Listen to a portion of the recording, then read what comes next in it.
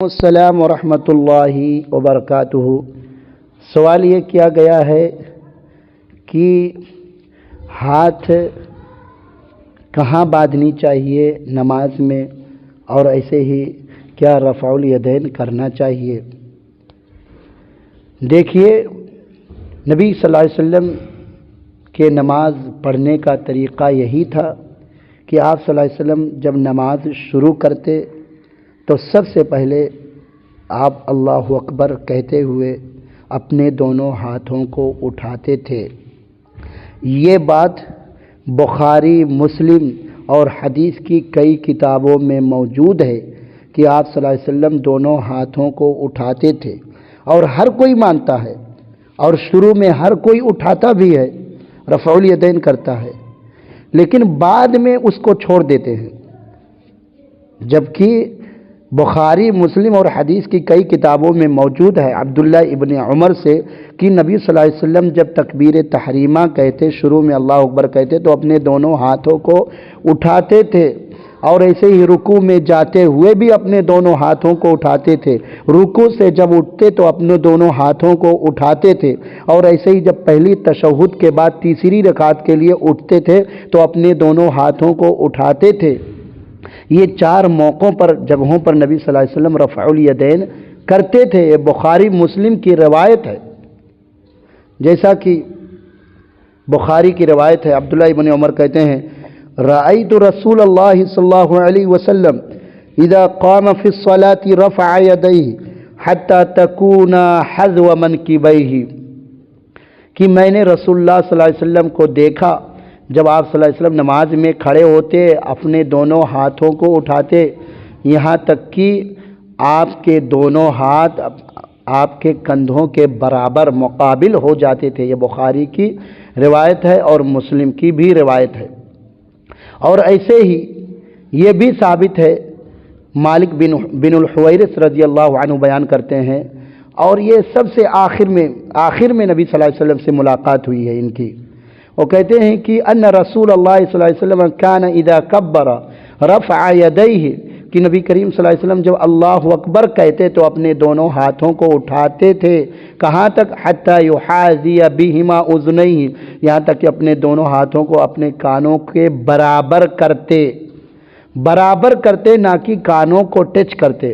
Touch کرنا کسی بھی حدیث سے ثابت نہیں ہے، کیونکہ حاذ یحاذی جو عربی لفظ ہے یہ برابر کرنے کے معنی میں ہے، نہ کہ کانوں کو چھونے کے معنی میں، کیونکہ چھونا کا جو لفظ استعمال ہوتا ہے عربی میں وہ مس استعمال ہوتا ہے، اور مس کا لفظ نہیں ہے۔ لہذا جس طرح آپ لوگ شروع میں دونوں ہاتھوں کو اٹھاتے ہیں، اسی طریقے سے ان کو رکوع میں جاتے ہوئے، رکوع سے اٹھتے ہوئے، اور پہلی تشہد کے بعد تیسری رکعت کے لیے جب اٹھتے تب بھی ان کو رفع الیدین کرنی چاہیے۔ نبی صلی اللہ علیہ وسلم کا نماز پڑھنے کا طریقہ تھا۔ اور ایسے ہی تکبیر تحریمہ کے بعد آپ صلی اللہ علیہ وسلم اپنا دایاں ہاتھ اپنے بائیں ہاتھ پر سینے پر رکھتے تھے۔ اس کی دلیل مسند احمد کی روایت ہے کہ صحابی کا کہنا رأیت النبی صلی اللہ علیہ وسلم، میں نے نبی صلی اللہ علیہ وسلم کو دیکھا، ینصرف عن یمینہ وعن یسارہ، ورأیتہ، اور میں نے نبی صلی اللہ علیہ وسلم کو دیکھا یضع ہذہ علی صدرہ،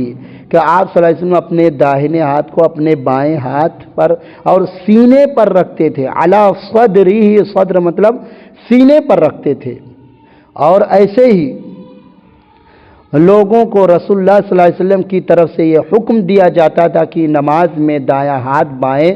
ذراع پر، بازو پر رکھیں۔ ذراع کہتے ہیں کلائی کے اوپر اور کوہنی کے بیچ میں جو ہوتا ہے اس کو ذراع بولتے ہیں۔ جیسا کہ سہل بن سعد رضی اللہ عنہ بیان کرتے ہیں کہ کان الناس یؤمرون ان یضع الرجل، کہ لوگوں کو حکم دیا جاتا تھا کہ آدمی اپنے داہنے ہاتھ کو اپنی ذراع پر رکھے نماز میں۔ یہ بخاری کی روایت۔ پھر آپ نے اپنا دایاں ہاتھ اپنی بائیں ہتھیلی پر، ہتھیلی کا لفظ بھی استعمال ہوا، کلائی کا بھی استعمال ہوا، اور ساعد بازو بھی استعمال ہوا۔ تین طرح سے آپ اپنے ہاتھ کو باندھ سکتے ہیں، یا تو آپ اپنی ہتھیلی پر رکھیں داہنے ہاتھ کو بائیں ہتھیلی پر، یا ایسے ہی یا بائیں کلائی پر یا بائیں ذرا پر رکھے، جیسا کہ وائل بن حجر رضی اللہ عنہ بیان کرتے ہیں کہ وضع یدہ الیمنی علی ظہر کفہ الیسری والرسغ والساعد، کہ نبی صلی اللہ علیہ وسلم نے اپنے داہنے ہاتھ کو اپنے بائیں ہتھیلی پر یا ایسے ہی بائیں کلائی پر یا ایسے ہی بائیں ذرا پر رکھتے تھے، یہ ابو داؤد کی روایت ہے۔ اگر ہاتھ پوری ذرا یعنی ہتھیلی کلائی اور ہتھیلی سے کوہنی تک پر رکھا جائے تو خود بخود ناف سے اوپر اور سینے پر آ جاتا ہے، لہذا ناف کے نیچے ناف پر ہاتھ باندھنا کسی بھی صحیح حدیث سے ثابت نہیں ہے، اور یہ بات کہنا کہ مردوں کا ناف سے نیچے اور صرف عورتوں کا سینے پر ہاتھ باندھنا، یہ تخصیص، یہ خاص کرنا کسی حدیث سے ثابت نہیں ہے۔ یہ کس طرح یعنی دو باتیں کیسے ہو سکتی ہیں، جبکہ نبی صلی اللہ علیہ وسلم نے کہا صلو کما رأیتمونی اصلی، تم لوگ اس طرح نماز پڑھو جس طرح مجھے نماز پڑھتے ہوئے دیکھتے ہو۔ یہ عام بات کہی ہے، چاہے مرد ہو یا عورت ہو، سارے لوگ آپ صلی اللہ علیہ وسلم کو نماز پڑھتے ہوئے آپ کی بیوی دیکھتی تھیں تو وہ اسی طرح پڑھتی تھی، دونوں میں کوئی بھی ڈفرنس نہیں ہے۔ جس طرح مردوں کی نماز ہے اسی طرح عورتوں کی نماز ہے، خاص کرنا یہ بیوقوفی ہے، یہ جہالت ہے، لہذا ایسی بات نہیں کرنی چاہیے۔